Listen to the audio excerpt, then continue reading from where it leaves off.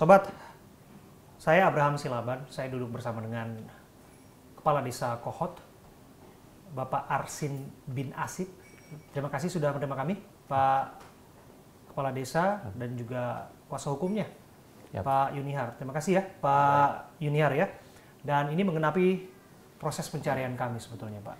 Kami mohon maaf, bukan kami lancang untuk kemudian berupaya mencari Pak Lurah kemana aja, karena memang ini sudah menjadi tanda tanya publik, Pak Kepala Desa. Jadi kami ini kita harus jelaskan dulu. Kita panggil Lurah, kita panggil Kepala Desa. Biasanya memang di sini panggilnya Lurah ya, Pak ya? Iya, kebanyakan begitu. Tapi Kepala Desa sebetulnya. Oke, sukanya dipanggil Lurah di sini memang karena sudah menjadi kebiasaan. Tapi memang pada jabatan publiknya adalah Kepala Desa, begitu ya Pak ya. Jadi saya panggil Pak Kepala Desa aja ya Pak ya. Siap. Oke. Ya izin Pak, kami sampaikan bahwa kami berupaya untuk mencari Pak Arsin sudah lebih dari sekali, 2 kali begitu. Kami ke rumah ini Bapak nggak ada, kami ke kantor juga Bapak kami dengar nggak ada, bahkan katanya lama nggak berkantor gitu Pak. Kemana aja sih Pak? Saya nggak kemana-mana, cuman kan yang pertama emang badan saya kayak kurang fit ya. Bapak bisa lihat sendiri. Cuman ya penyakit saya ya mungkin karena cuaca, ada demam segala macam, batuk segala macam. Makanya kemarin aja kita berobat di rumah sakit sampai waktu di Mabes saja disiapin dokter ya Bang ya. Gitu, bahkan dikasih obat juga sama dia tuh. Ya agak mendingan ya, agak mendingan. Makanya ya pelan-pelan bisa lah. Gitu. Dan terkait masalah saya sempat dirawat berarti Pak ya? Bapak di rumah sakit? Aduh, kalau dirawat enggak. Kalau dirawat malah entar dibilang hilang beneran. Saya nggak pernah kemana-mana Pak. Ya, itu saya bilang nggak kemana-mana. Soalnya begini, ini perlu dijelaskan. Yang namanya terkait masalah tadi ya, antara Kepala Desa sama Lurah. Betul. Ini beda, jauh beda.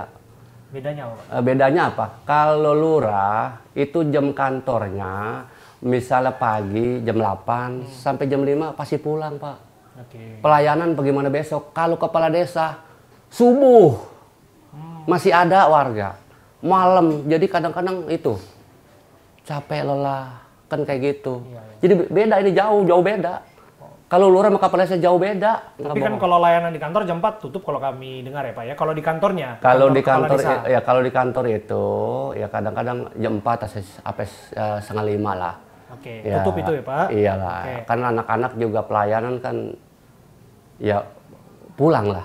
Gitu. Nah kalau di sini dibuka juga di rumah Bapak ini? Ya kadang-kadang kan si staf tadi atau si pelayan tadi kadang-kadang karena dia juga pulang akhirnya ke rumah Pak Lurah ya itulah. Nih kadang-kadang kan Lurah Kades nih kadang-kadang di kampung nih udah menjadi satu keluarga, padahal itu jauh yang berbeda. Nah, dia apa-apa. Itu soal penyebutan aja. Iya. Pak Lurah, ini tolong ditangan-tangan. Ya kadang-kadang habis sholat maghrib, kadang-kadang ya dia bekas yang tadi siang dapat tapi belum minta tangan saya, malam supaya besok pagi begitu buka udah tinggal kasih, kadang-kadang begitu. Bapak layan sampai jam berapa itu biasa Pak? Yang paling malam? Biasa sampai jam berapa? Ya selagi saya masih melek lah bahasanya ya. Yang melek-meleknya jam berapa? Iya, saya kadang-kadang ya jam 11, jam 12, jam 1 masih ada juga. 1 pagi? 1 dini hari maksud Bapak? Malam. Kayak gitu. Ya itulah, kadang-kadang ya apa namanya. Banyak juga yang ngomong jangan terlalu ini, susah kalau Kepala Desa mah. Susah. Biasa layanan apa tuh yang sampai diurusin jam 1 pagi ya Pak ya? Misalnya ada surat pengantar kerja. Ada KTP, jadi bukannya malam, jadi siang karena udah tutup, kan warga memintanya besok pagi udah harus ada. Nah akhirnya si staf itu, si pelayanin ya mintanya malam, jadi begitu pagi-pagi jam 8 dia kan kadang-kadang si warga ini udah nongkrong. Kalau udah ada mah kan tinggal kasih gitu. Siap. Sebetulnya kami melihat ini ya, ini kita ada duduk di kantornya Pak Kepala Desa ini, Pak Arsin. Banyak saya lihat ini ada sertifikat. Tolong Leman ambil satu tuh sertifikat di belakang Leman. Ambil aja satu. Yang mana aja? Ada beberapa sertifikat. Nah ini nggak tahu nih. Ini penghargaan kah? Ini sertifikat kah Pak? Ini nih apa nih Pak? Seminar nasional. Ya, siap. Program studi pasca sarjana magister hukum.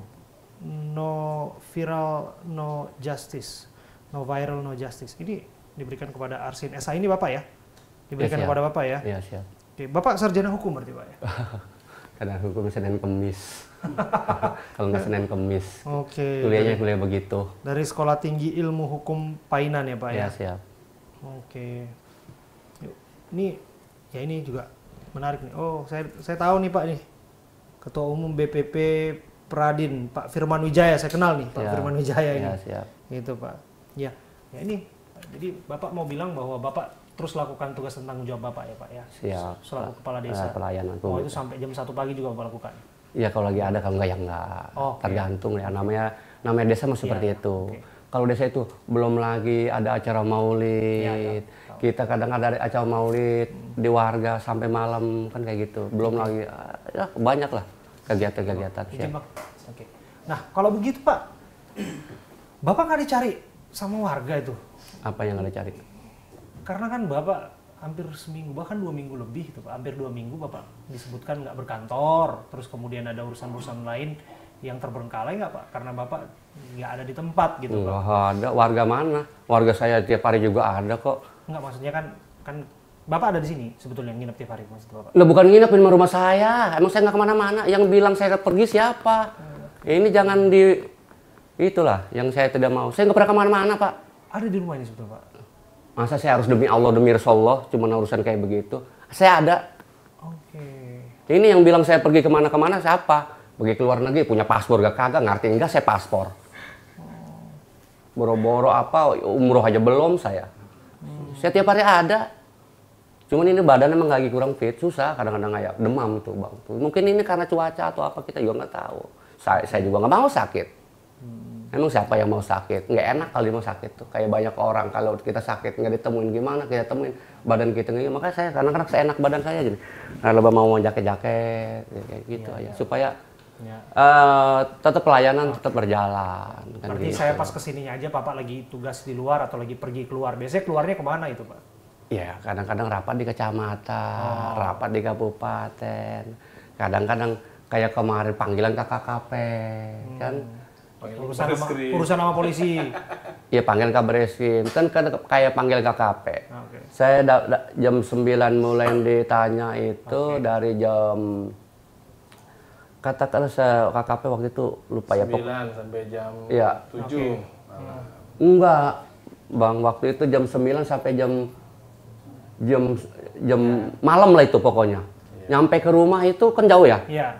Jam 2 jam 3 lah. Terus saya kalau nggak tidur, ntar malah parah gitu. Jadi ngatur aja, makanya secapek apapun saya ngatur aja tuh. Gitu. Nah kalau dibilang saya berangkat atau gimana, aduh maaf. Berarti waktu saya kesini waktunya aja yang kurang tepat berarti ya Pak ya. Bapak lagi nggak ada di sini, saya juga ke kantor, Bapak nggak ada di situ. Iya kebetulan aja. Kebetulan aja itu ya? Iya kebetulan. Oke. Siap. Berarti yang menarik ini Pak gini, biasanya katanya Bapak bawa Rubicon tuh Pak, bawa mobil mewah tuh. Berapa sih mobil Bapak banyak amat? Berapa Pak mobilnya Pak? Mobil saya 3 biji. Apa aja Pak? Yang Rubicon, Civic yang parkir. Ya, sama Serpi.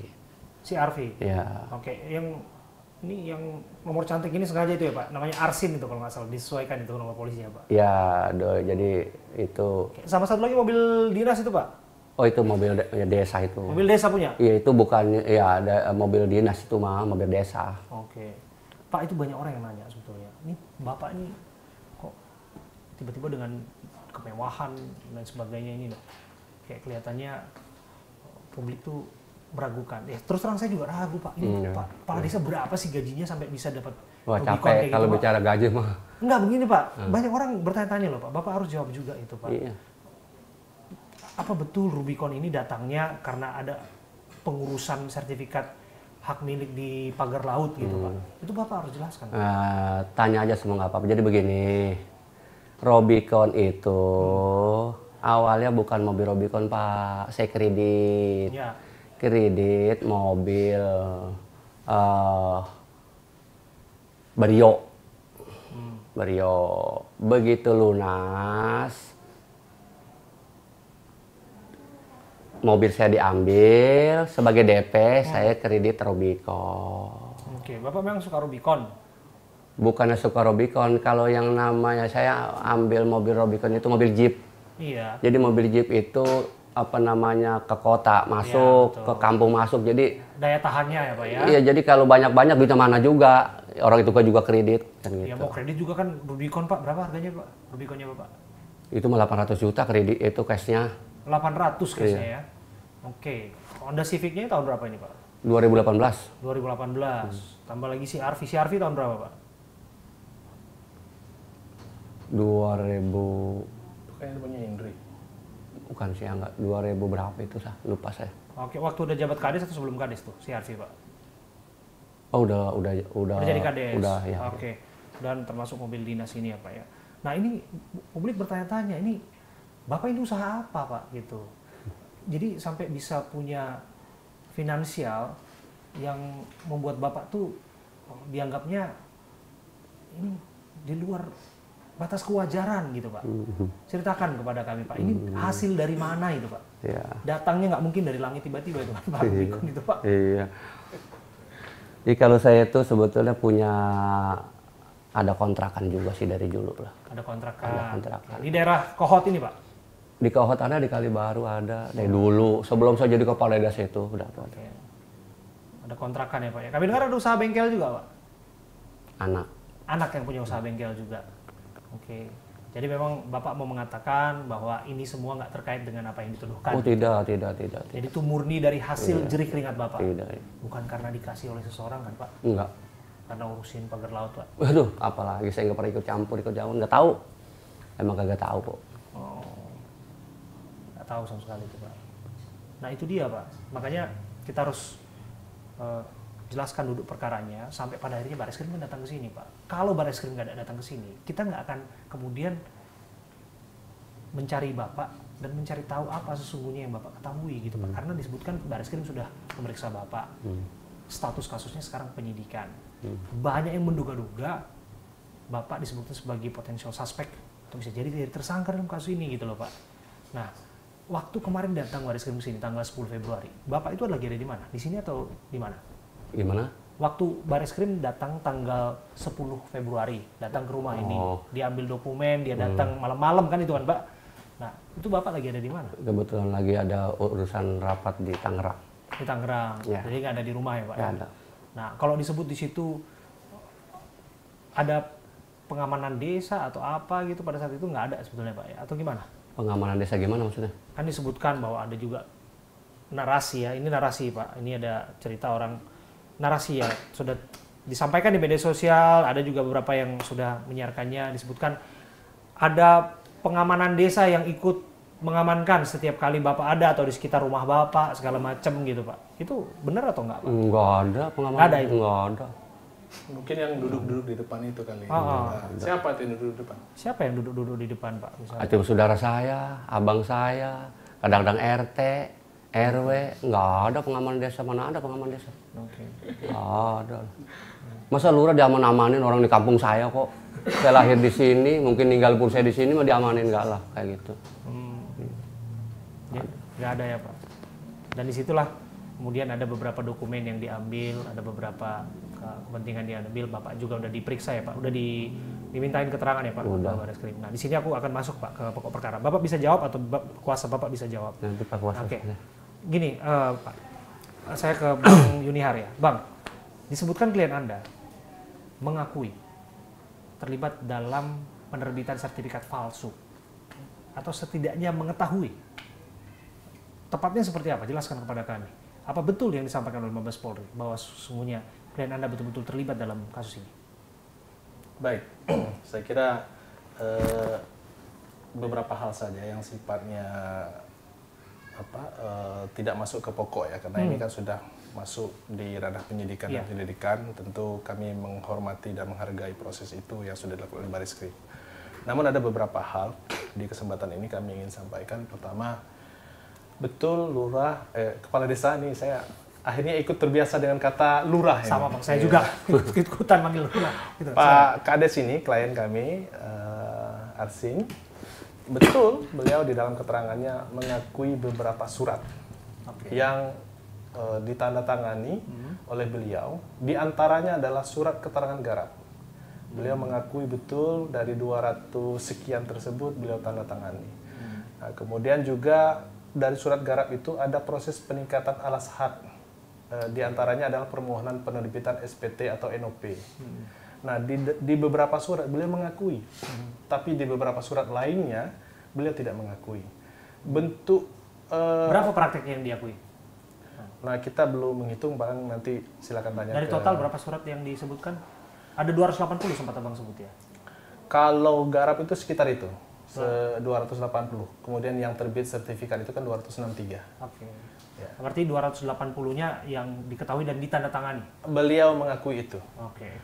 Itu berdasarkan permohonan warga dengan menyertakan surat permohonan, kemudian menyerahkan identitas. Oke. Nah, Waktu itu Kak tanya-tanya Bang, ini untuk penerbitan apa? Ini kan rame-rame ini Bang, cukup masif lah dengan upaya untuk penerbitan sertifikat alas hak itu Bang.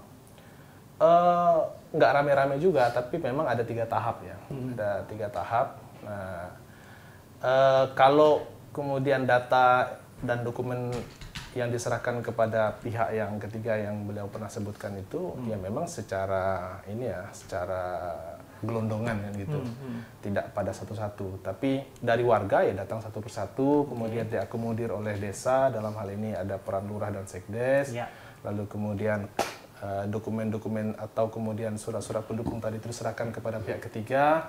Nah, setelah pihak ketiga pengurusan tersebut tidak lagi ada kewenangan atau kemudian hal yang diketahui oleh kepala desa. Apakah waktu itu yang datang untuk berupaya dalam proses penerbitan itu dari awal adalah desa secara mandiri atau diwakili oleh pihak tertentu, Bang? Diwakili oleh pihak tertentu. Diwakili oleh pihak tertentu. Yang Abang sebutkan inisialnya SP itu? Betul. Betul. Dan itu juga warga mengakui bahwa warga menandatangani surat dan pernah bertemu juga. SP ini siapa? Warga sini kah? Warga luar. Warga di luar. Dia bertindak atas nama kuasa warga? Berdasarkan keterangan yang diperoleh dari kepala desa dan kemudian sekdes, di awal beliau menjabat ini, pihak ketiga tadi itu datang menawarkan beberapa hal, diantaranya adalah membantu pengurusan dalam rangka peningkatan alas hak itu, dari garap dan seterusnya ke atas. Nah, tentu sebagai kepala desa pada saat itu merespon positif. Kenapa? Karena ada pihak yang mau membantu dan tidak ada biaya yang timbul. Nah, saya kira hal yang ditanya tidak posisinya di mana waktu itu, karena kan kalau di desa. Nah, kan sertifikat itu kan harusnya kan tujuannya kan jelas, misalnya alas itu kalau posisinya adalah di atas laut, harusnya ini kan lurah bertanya-tanya, kok ini posisinya di desa kita tapi kok dia ada di atas perairan ya? Nggak bertanya waktu itu, Pak? Pada saat itu garap. Nah, ingat ya, ini harus dipahami oleh teman-teman media. Surat yang dikeluarkan oleh desa itu berdasarkan tupoksinya itu adalah surat keterangan garap. Surat keterangan garap itu diajukan oleh warga dengan alasan atau dengan pertimbangan bahwa dulu orang tuanya atau mungkin pewarisnya merasa memiliki, memiliki bahwa yang hari ini sudah jadi laut itu ada tanah garap yang mereka miliki, tanah garap. Nah, kalau tanah garap tentu instrumen lain seperti letter C dan girik ataupun tidak ada.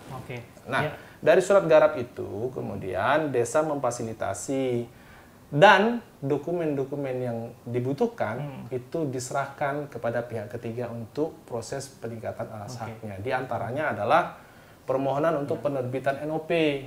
Lurah tahu, lurah menandatangani surat itu, tapi lurah tidak pernah membuat surat itu. Tapi yang menarik adalah ini kita harus tanyakan juga bahwa disebutkan ada keyakinan dari Pak Lurah atau Pak Kepala Desa ini, Pak Arsin, perairan itu adalah daratan. Perairan itu tadinya adalah empang yang terabrasi. Betul demikian, Pak Arsin? Lurah jawab, karena lurah yang tahu terhadap wilayahnya. Sampai pada akhirnya Anda punya keyakinan itu tadi untuk memproses itu semua, Pak? Ya, dulu itu empang karena terkikis, abrasi. Itu ada di desa Kohot itu ada gitu. Di desa Kohot ada ya? Ada. Seperti itu. Iya. Susah lah kalau alam, Pak. Gitu.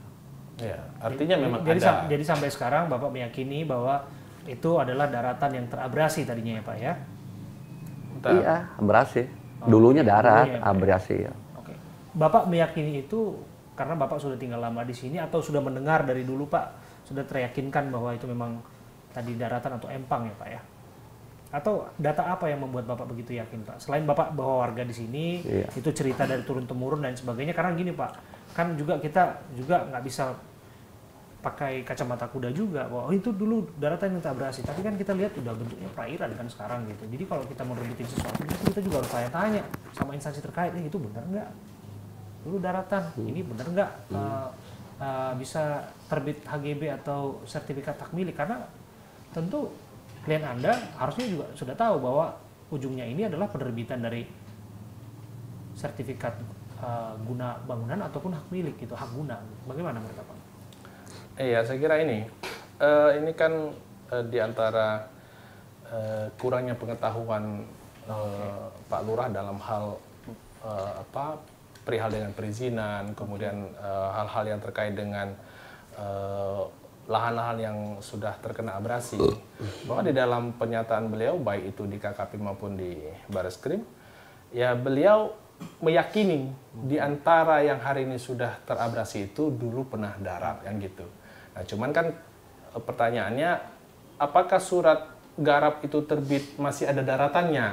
Nah, maka ini kemudian tugas dari penyidik lah untuk bisa menggali itu lebih jauh. Tapi berdasarkan keyakinan beliau di dalam keterangannya, ia mengakui bahwa pada saat surat itu dikeluarkan, ada yang memang sebagian darat, yang sekarang masih ada daratan, ada juga yang memang lautan diakui sebagai daratan, gitu. Dan beliau gentle kok mengakui itu.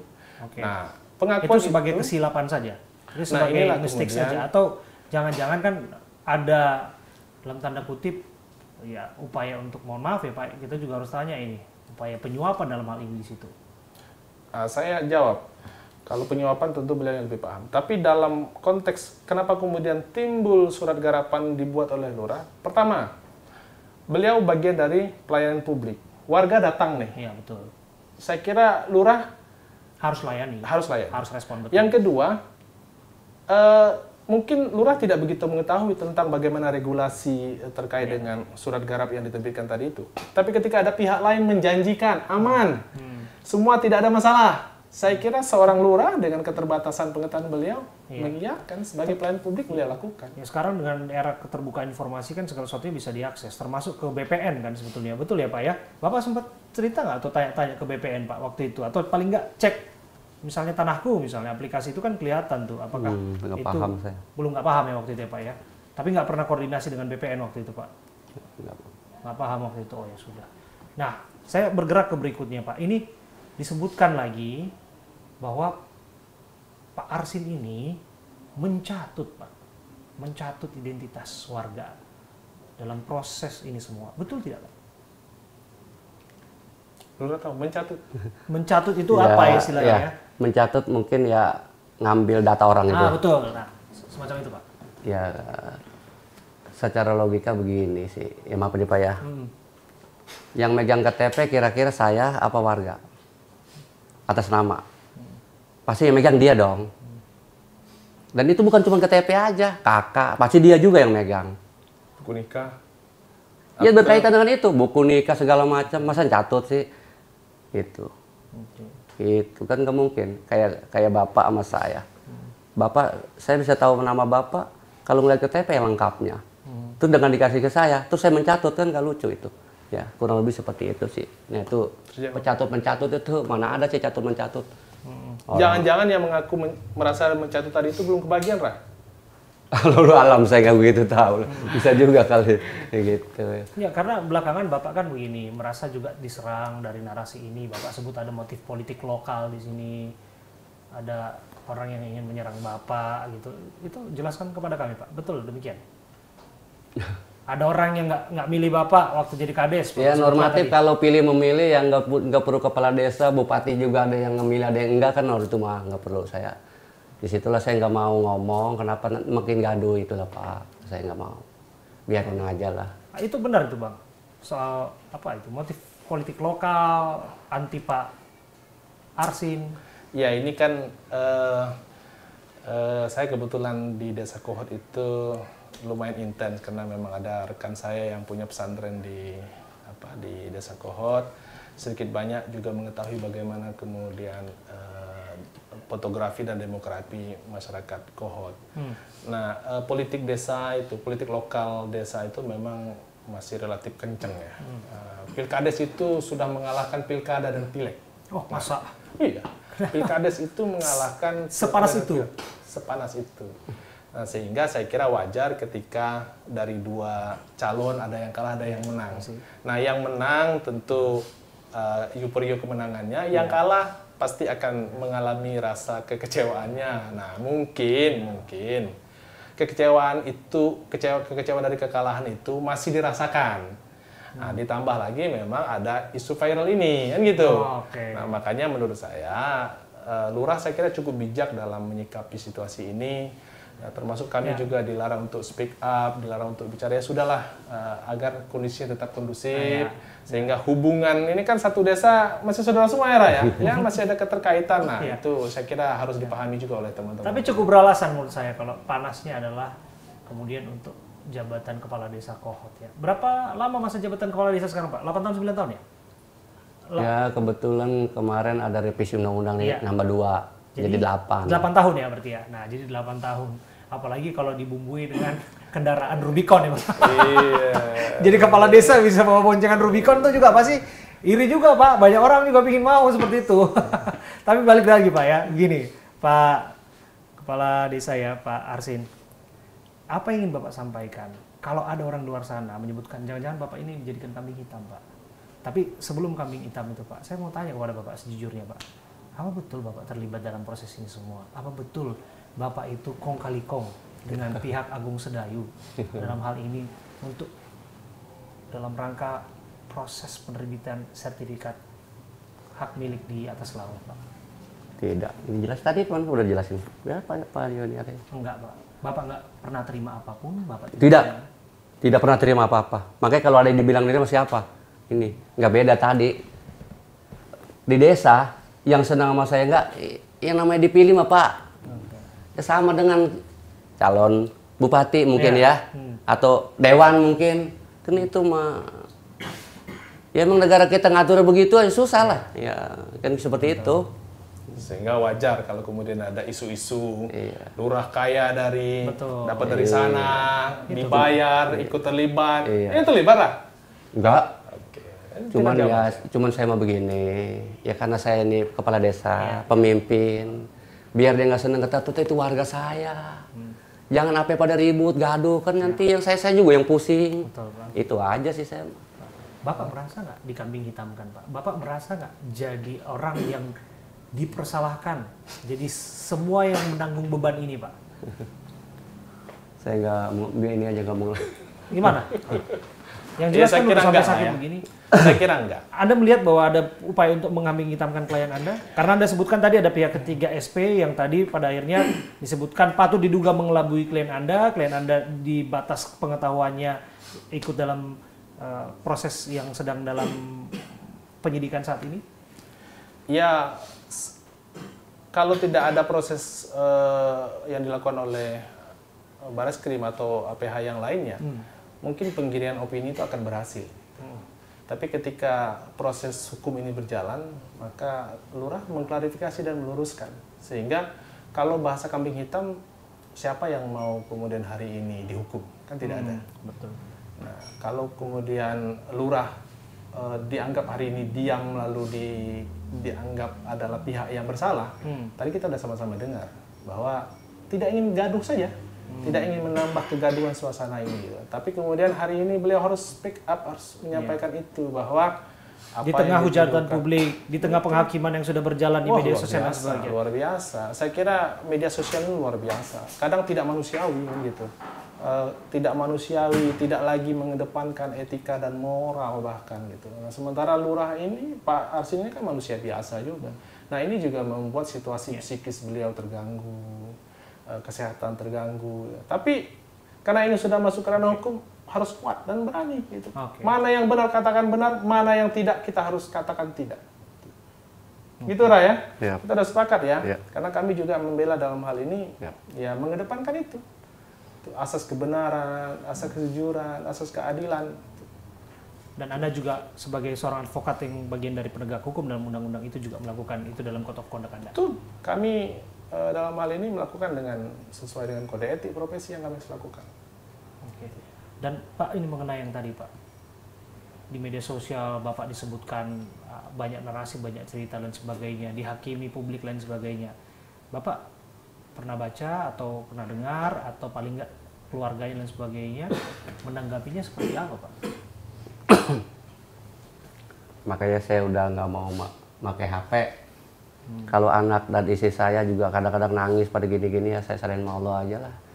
Dan benar ya benar gitu. Nah contohnya sekarang kan hukum kan udah berjalan. Gitu. Makanya ya itulah kayak begitu. Oke. Yang tadi Pak Junior ngomong. Dan Gitu. Bapak akan siap dalam proses ini untuk mengikuti proses hukum yang berlaku bila perlu untuk membuka yang terang-terang yang terjadi Pak. Ya kalau nggak siap saya nggak mungkin dipanggil ke KKP, ke Mabes nggak datang. Itu bukti saya siap. Gitu. Ada lagi yang mau disampaikan? Tidak cukup. Cukup Pak. Abang ada yang mau disampaikan Bang? Ya mungkin terakhir ya, ini menyangkut dengan pemberitaan dan baik itu media mainstream maupun media sosial. Apa yang hari ini beredar di luar sana, saya kira hari ini sudah terjawab ya. Terjawab, perihal kemudian proses hukum, beliau sudah menyatakan dan kami sudah menyampaikan, mengikuti dan akan terus kooperatif dalam proses itu sampai nanti, kalaupun sampai di peradilan, pastikan klien kami atau Pak Arsin ini akan siap. Lalu yang kedua, berharap betul kepada teman-teman media kiranya untuk pemberitaan yang berimbang. Oke. Karena memang beliau ini dalam kondisi terpuruk. Jangan kemudian menambah keterpurukan beliau dengan pemberitaan-pemberitaan yang tidak sesuai dengan fakta. Saya kira mungkin itu saja. Oke Bang. Satu terakhir untuk Abang, apakah kemudian akan melihat peluang untuk justice kolaborator? Saya kira itu masih dikaji ya. Karena memang proses penyidikan dan penyelidikan ini masih berproses ya. Apakah kemudian itu menjadi alternatif atau tidak, kita lihat perkembangannya saja. Oke. Terima kasih Bang Yunihar, tim litigasi ataupun tepatnya penasihat hukum dari Pak Kepala Desa Kohot, Pak Arsin bin Asip. Terima kasih ya Pak Kepala Desa sudah menerima kami. Saya Abraham Silaban, kami berbincang di sini dan kami diterima tentu saja. Kami tidak diintimidasi juga di sini. Dan ya seperti inilah beliau menjelaskan apa yang betul-betul di depan mata kita yang sebetulnya terjadi. Dan kita berharap proses ini akan berjalan seterbuka mungkin, setransparan mungkin untuk menemukan kebenaran dan keadilan. Terima kasih sekali lagi. Ya. Terima kasih Pak. Terima kasih Pak. Terima kasih. Saya Abraham Silaban. Pak Ibrahim. Sampai jumpa.